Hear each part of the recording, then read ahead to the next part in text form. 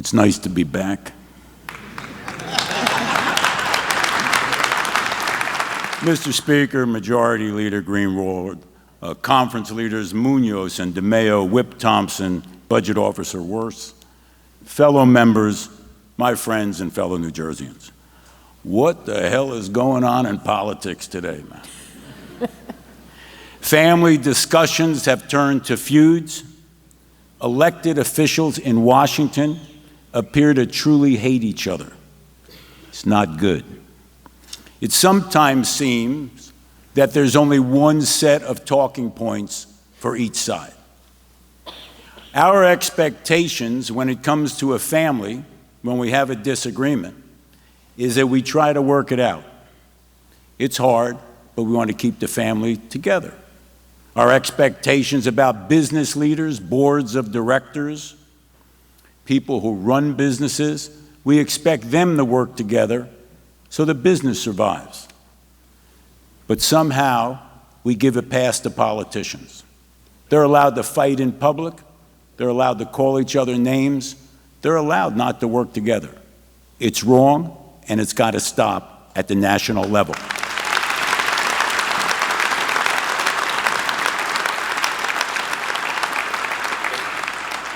And sometimes these vicious disputes even occur on the same side of the aisle. That's got to stop too. Thank you. I would submit that the average New Jerseyan does not wake up in the morning thinking about only partisan politics, thinking only of their talking points, and thinking only how I attack someone who disagrees with me. They probably think of other things like their children's schedule, their aging parents, sometimes medical bills. But starting at 6 a.m. every morning, somehow these cable news shows begin to attack the other side of the aisle. They stay in their partisan lanes, never admit anything good about the other side of the aisle. It's bad, and it sends a bad message to America. It's got to stop.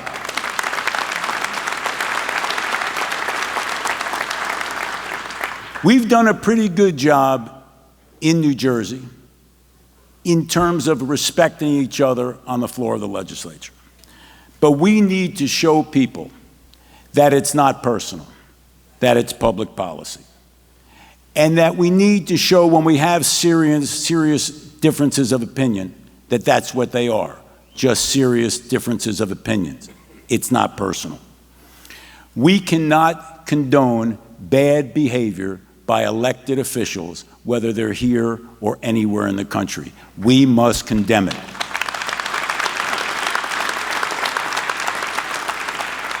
Now, in the minority, we may not have a lot of votes, but we have a lot of ideas. And let me mention some of them. First, people have been exiting this state because of skyrocketing property taxes, high income taxes, high corporate taxes, and high sales tax. I am calling for a 2% cap on state spending. 2% cap on state spending. The municipalities in our state work under a 2% cap. Why can we not do it at the state level? It is important that we enact a 2% cap now. When you cap state spending, that's how you begin to lower taxes. We should also take away from the courts the expensive litigation where the courts are now determining where high-density housing goes in our communities. That is the role of the legislature, not the courts. And New Jersey cannot continue to ignore a $200 billion debt. That is an excessive credit card that we've been borrowing on for many years. It is time to bite the bullet and address the $200 billion underfunded pensions as well as the debt.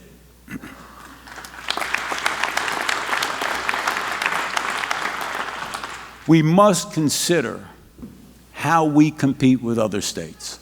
New Jersey can only be attractive when we attract jobs and we attract new businesses. We cannot lose another citizen to Pennsylvania, Florida, or New York. That must stop.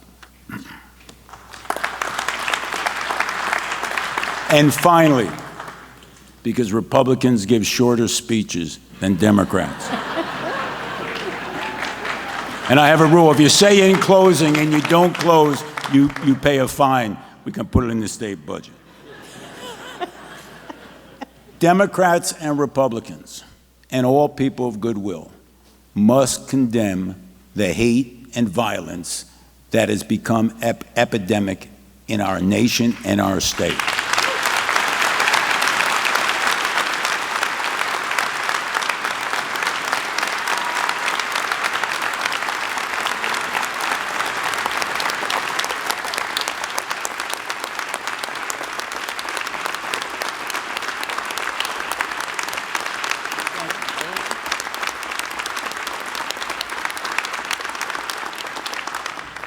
Words are important, and how we interact as leaders and elected officials must send the right message to the people of New Jersey. God bless.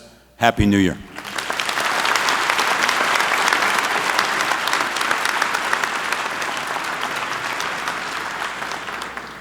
Thank you, Minority Leader.